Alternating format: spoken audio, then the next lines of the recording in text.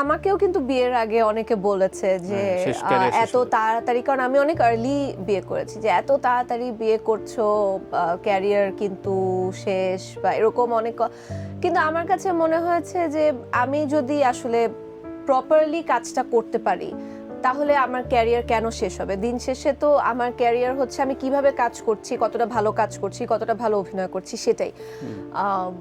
এবং আমি একটা জিনিস অনেক লাকি যে আমি যখন থেকে কাজ করি আমি আমার ফ্যামিলির সাপোর্ট পেয়েছি। আমার আম্মু সবসময় আমার সাথে যেত শুটিংয়ে, এবং সেটা কিন্তু অনেক বড় একটা সাপোর্ট আমি মনে করি ছোট থেকে যখন কাজ করি তখন।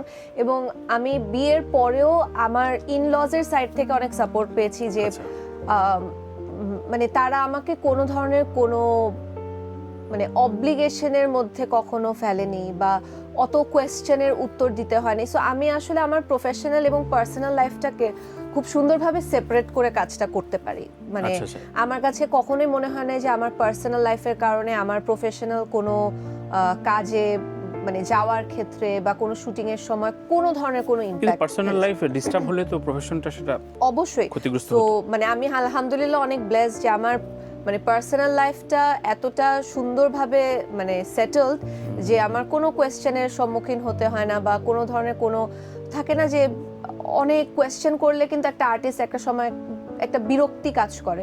এগুলো কোনো কিছু ফেস করতে হয়নি দেখে আমি আমার প্রফেশনাল লাইফে আসলে 100% ফোকাস করতে পেরেছি, এবং ডিসিশন নেওয়া কিংবা শুটিংয়ে যাওয়া, কাজগুলো করা আমার জন্য অনেক বেশি ইজি হয়ে গেছে। সো সাবিলা ঠিকঠাক ছেলেটাকে চুজ করতে পেরেছে নাকি? আলহামদুলিল্লাহ।